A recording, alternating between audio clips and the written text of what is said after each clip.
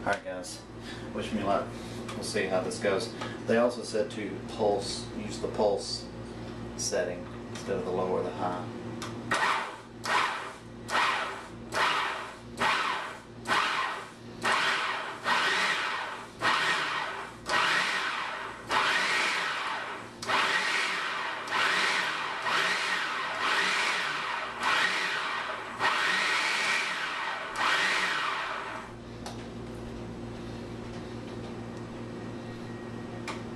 Starting to look good.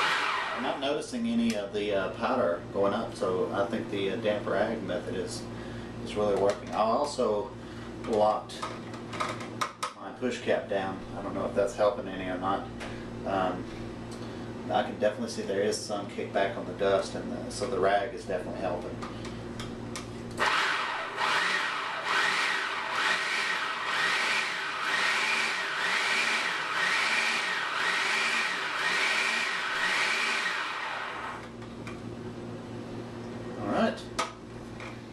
Alright, here we go. We got our finished product. As you can see, it's very, very fine. And they're saying for laundry, you can just, all you need is 1 teaspoon for regular loads. If you have really dirty loads, got kids, I do, you can use 2 teaspoons, and that should do it. As you can see, it's a good bit of washing powder for just that little bit materials. All of those I bought for everything, including the larger boxes, the washing powder, the borax and the OxyClean, stuff like that.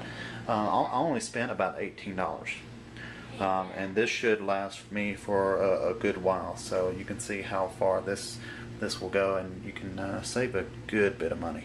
Alright guys, another thing I've been reading up on is I'm in the middle of making some with the pink soap for the delegates. Whenever you make some, you'll notice that you'll have some leftover soap, which is good because, like, whenever you're using this is usually about 2 cups. This is right at 2 cups, and then your leftover soap you can put away. And you can use these small bars directly on stains that you may have. Just take the bar and then wipe it directly on the stain, and it should do a really good job on getting that stain out, if not completely. So that's an idea of what to do with your leftover soap. It works out really well. Also, as far as packaging goes, right now I used an old OxyClean box to store stuff, and then just some Ziploc bags. And as you can see, that was just the 1 bar soap. The bars run between $1 to $2 at the store, and then you still got plenty left over. So from the calculations that I was reading online, these ingredients will get you anywhere for about a year's worth of detergent. So again, lots of money savings there. You guys can leave comments as far as your other ideas, things that you've tried. Also, people have also said to use vinegar as a fabric softener. I haven't tried this yet, but I'm going to try it. I was a little worried that well, they would smell like vinegar, but everybody promises me that they don't, so I'm going to give it a shot, and I'll let you know how that turns out. But that's it for today's vlog. Making laundry detergent. It was really easy. All in all, it took me about 20 minutes, maybe. And so it's something that's definitely worth trying if you got anyone with sensitive skin. This is a way that you can control what goes in and use as little or more of each product as needed. So also there's different fragrances and stuff that you can add. I used the white, which is the has no fragrance at all to it.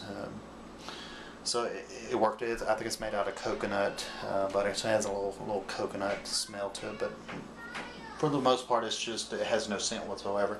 Now this, also doesn't have a scent. It just has kind of a prettier color. They also have the Kirk's Castile soap, and also there's one that everybody was using, I think, called Zap something. I have to look that up. It was a pretty long name, but the big complaint on it was that it had an odor, and I can assure you that these don't. So I think this is the way to go on it.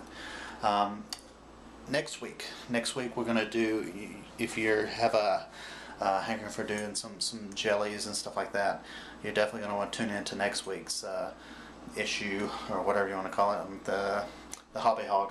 We're gonna be making some of this. Some more of these. We made some of these up last, I think it was a couple nights ago. This is a hot pepper jelly, and some good stuff. Got some neat tricks on how to make sure it sets up properly and everything. We'll go over this next week, so be sure to tune in next week for some hot pepper jelly. Alright guys, here's the finished product. Here's some of the pink for the delicates, and here's the my white for the regular. Again, I think I told you guys before, just 1 teaspoon for regular loads, 2 for heavily soiled loads. Some of you guys may be concerned, I wish I could do this, but I can't. I have a HE washer. You can actually use this with a HE washer. There's been plenty of people online that have had great success with it. They just have their powder in there and let the water run and let it get good and sudsy before, and then put the clothes in afterwards. So there are ways. There are other things, plenty of resources and stuff online that you can look up and find a lot of good ways to do it.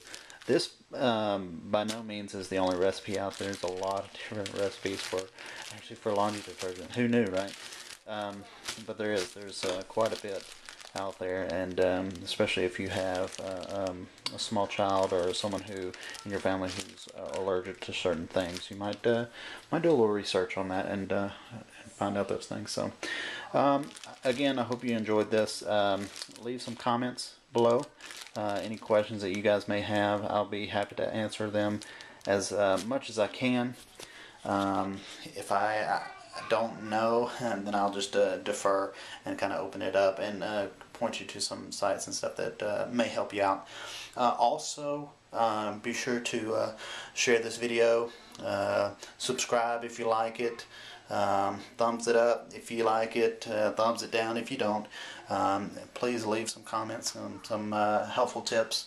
I'd love it. Again, join me next week and we'll make some jelly. I'll talk to you guys later. Well guys, I can assure you that it works, and it works great. I hardly noticed a dent at all in the laundry detergent that I used, and all of them smell great. I know you can't really smell, but they smell great. They're clean. It's perfect. It worked great.